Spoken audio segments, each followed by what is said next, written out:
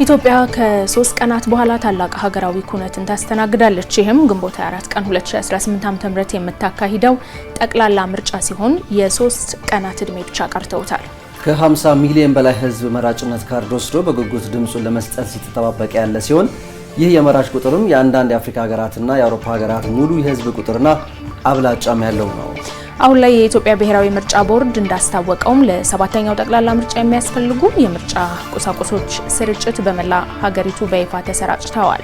ቦርዱ የምርጫ ማስፈጸሚያና የድምጽ መስጫ ቁሳቁሶችን በጥንቃቄ ወደ የምርጫ ጣቢያዎቹ የማጓጓዝና የማከፋፈል ስራውን በስኬትም ያከናወነ ሲሆን ግንቦት 24 ቀን 2018 ዓ.ም ደግሞ ድምጽ ለመስጠት እየተጠበቀ ይገኛል።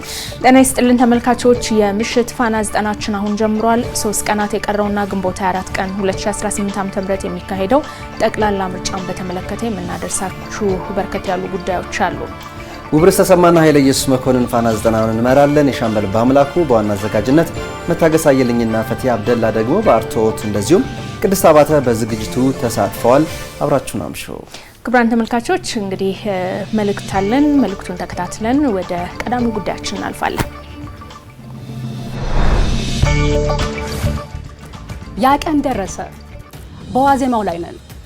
የህዝብ ድምጽ የሚሰማበት፣ መሻቱ የሚፈጸምበት፣ ፍላጎቱ የሚሞላበት እርሱ ወይም እሷ አሊያም እኔ ባዋጣነው ድምጽ በድምጻችን መንግስት የምናጸናበት ግንቦት 24 ዲሞክራሲያዊ ምርጫን ይሁነኝ ብላ ለመተግበር ስርዓትን በዘረጋች ሀገር የመንግስት ስልጣን ከዜጎች ድምጽ ውጪ አማራጭ እንዳይኖረው በስርዓቷ ያጸናች ሀገር ነገ ብሎም ከነገ ወዲያ ጉዳዩ የዜጎች ፍላጎት የተሳካባት በኢኮኖሚ የደረጀ ወደ ክብሯ የተመለሰች ኢትዮጵያን መስራት ስለመሆኑ ምስክር አያሻም።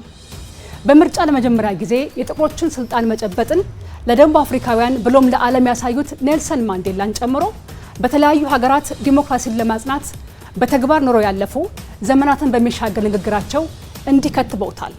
The vote is the most powerful non-violent tool we have. ድምጽ መስጠት ወይንም መምረጥ ከሁሉ በላይ የሆነ ሀያል ሰላማዊ መሳሪያ ነው ብለው ነበር። ዜጎች ይህንን ሲያደርጉ የመሰማት በሀገራቸው ጉዳይ ባለቤት የመሆናቸው ተጨባጭ ማረጋገጫ ጭምር ነው። አንተ፣ አንቺ፣ እናንተ የፊታችን ሰኞ ግንቦት 24 የት ናችሁ? እኔ በድምጼ የሀገሬ ባለቤት መሆኔን ላጸና በምርጫ ጣቢያ ያገኛለሁ። ግንቦት 24ን ለሀገሬ